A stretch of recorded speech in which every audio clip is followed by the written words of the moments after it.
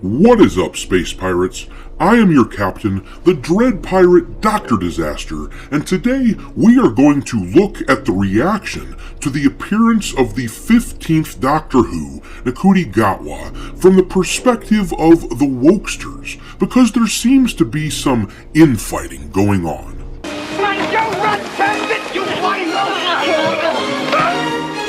In this video, we are going to take a look at the complaints about the appearance of the new Doctor Who made by the woke crowd, who usually accept anything put out by their corporate overlords, and they usually shout down anyone who doesn't just consume product without question. Don't ask questions. Just consume product and then get excited for next product. We all know that all season long in this new Doctor Who series, they won't be able to stop talking about Gatwa's race or his sexual orientation. It will be preachy, it will be insufferable, and this show will continue to bleed viewers as folks decide there are better ways to spend their limited time. Well, I'm out, guys. If this is what's cool now, I think I'm done. I no longer have any connection to this world.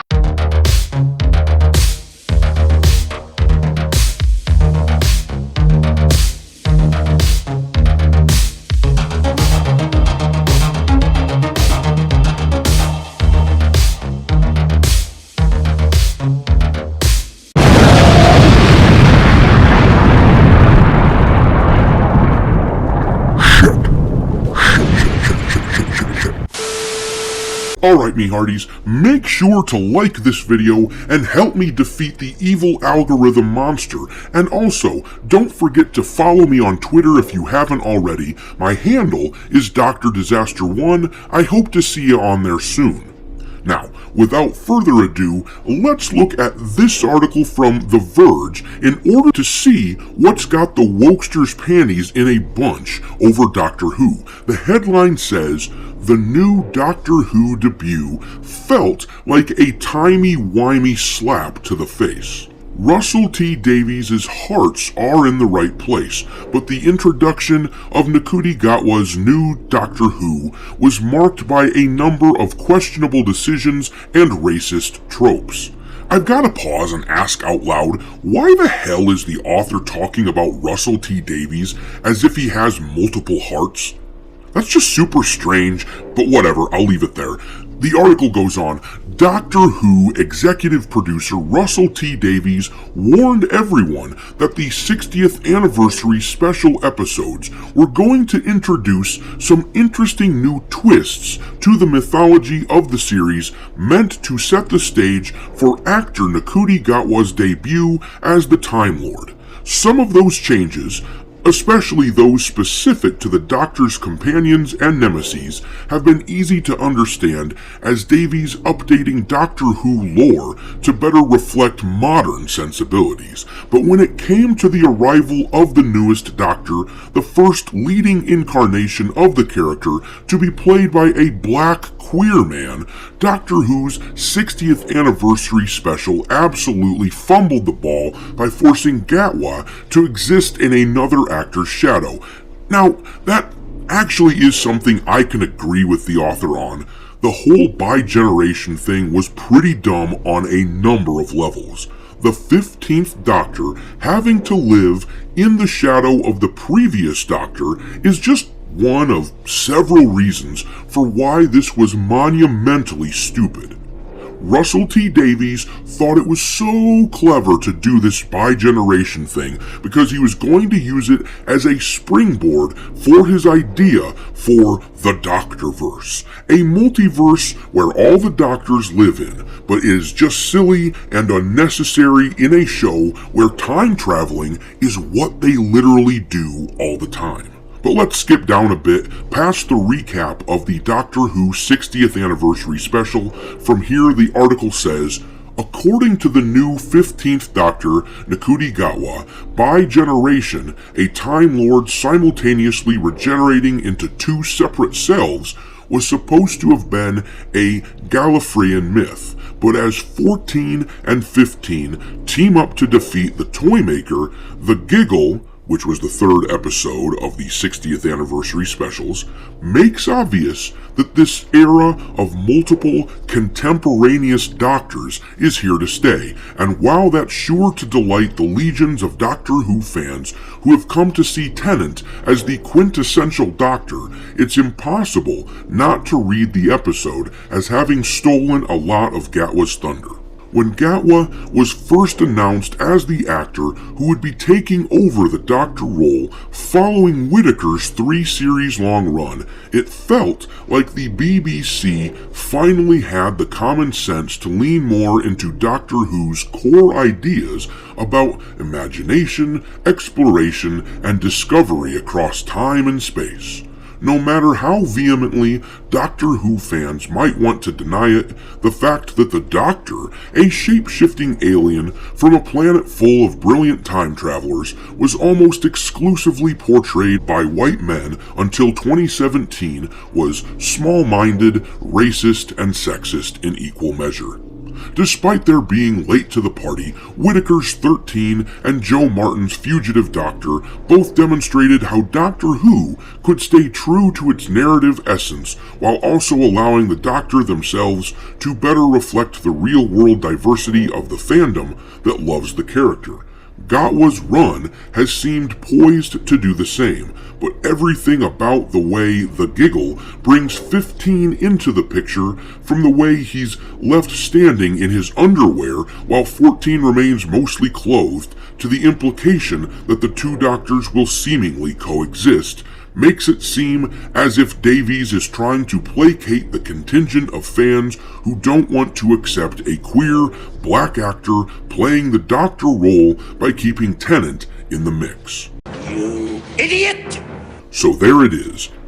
The woke can't stand the way that Gatwa's Doctor was introduced into the Whoniverse because it wasn't woke enough by their standards. They want Russell T Davies to woke even harder because there is never any pleasing these people.